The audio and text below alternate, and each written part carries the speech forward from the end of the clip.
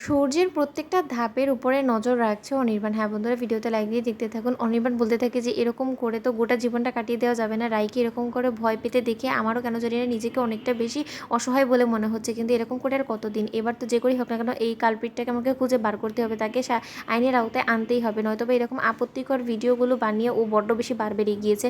একের পর এক ফোন কল করে রাইকে দুর্বল করে দেওয়ার চেষ্টা করছে। কিন্তু এরকম করে তো আমি চুপ করে হাত পা গুটিয়ে বসে থাকবো না। পুলিশ আমাদেরকে সহায়তা নাই করতে পারে, কিন্তু আমি নিজেকে তো অবশ্যই নিজে থেকে কোনো একটা পদক্ষেপ নিতে পারি। ওদিকে অনির্বাণ বলতে থাকে, আমি যতটুকু সূর্যকে চিনতে পেরেছি যে আর যাই হোক না কেন সূর্য জঘন্য কাজ করবে না, কিন্তু তা সত্ত্বেও রাই এবং সূর্যের অতীত সম্পর্কে যদি ওদের দুজনের মধ্যে কেউ একজন সবথেকে বেশি জেনে থাকে সেটা একমাত্র সূর্য। আর রায়ের বিষয়ে সবথেকে ভালো জানে সূর্য, কারণ সূর্য ওকে অনেকটা কাছ থেকে দেখেছে। কিন্তু এই ছবিগুলো কে বা কারা ইচ্ছাকৃতভাবে এডিট করে এরকম জঘন্য কাজটা করলো সেটাকে আমাকে খুঁজে বার করতে হবে। কিন্তু তার থেকেও বড় কথা, হঠাৎ করে সূর্য কেনই বা বদলে গেল, কেন ওর অভ্যাসের মধ্যে এতটা পরিবর্তন চলে এলো, এটাও একটা সন্দেহভাজন একটা জিনিস। ওদিকে অনির্বাণ লোক লাগিয়ে বলতে থাকে যে গোপনে সূর্যের প্রত্যেকটা ধাপে ধাপের উপরে নজর রাখতে হবে আমাদেরকে, তারপরেই অন্তত আমরা বুঝতে পারবো যে আসল দোষীটাকে। কারণ যদি সূর্যের কোনো রকম সন্দেহভাজন কোনো জিনিস আমরা লক্ষ্য করি, ঠিক সে সময় আমরা অন্তত আর যাই হোক না কেন আসল ব্ল্যাকমেইলারটাকে সেটা অন্তত আন্দাজ করতে পারবো। কারণ কেন জানি না আমার মনে কু গাইছে যে এই জিনিসটার সাথে হয়তো বা কোনো না কোনোভাবে অবশ্যই সূর্য জড়িত।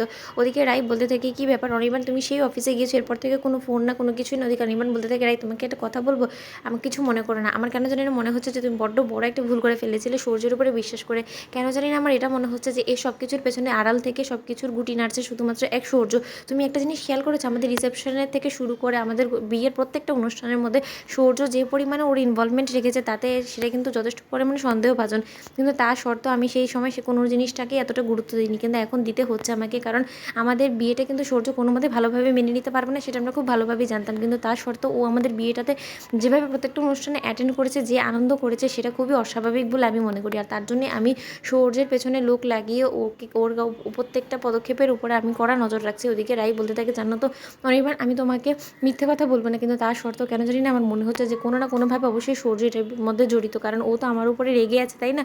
কারণ আমি ওর ঘাড়ে জোর করে নীলুকে ওর বাড়িতে পৌঁছানোর কথা বলেছি, তারপরে আমি ওকে ডিচ করেছি। আমার মনে হয় ও এর প্রতিশোধ নেওয়ার জন্য জঘন্য কাজটা করছে। কিন্তু একটা কথা আমি মাথায় ঢুকাতে পারছি না কোনো মতেই, যে এখানে তো আমার সাথে সাথে ওরও বদনাম হবে। ও নিজের আর অসম্মানটা কেন করবে বলো তো? তখন অনির্বাণ বলতে থাকে, ওর যখন মাথায় একবার ভূত চেপে বসেছে, ও তোমার উপর প্রতিশোধ নেবে, তাই সেই সূত্রে ও যে কোনো কিছু করতে পারে, যে কোনো পদক্ষেপ নিতে পারে। আর ওর সব স্টেপের আগে আমাদেরকে প্রস্তুত থাকতে হবে। তুমি ঘাবড়িয়ে যেও না, তোমাকে দুর্বল করে দেওয়ার জন্য ও প্রত্যেকটা বার ফোন করে করে তোমাকে এরকম করে থ্রেট করছে, যার ফলে কিনা তুমি চিরকালের জন্য ভয় পেয়ে এরকম করে দমে যাও। ও একটু একটু করে তোমাকে এরকম করে কুকড়ে রাখবে, এটাই ও চায়। তুমি বুঝতে পারছো না রাই? তোমাদের ভিডিওটি ভালো লাগতে লাইক এবং শেয়ার করে সাবস্ক্রাইব করতে বলো না।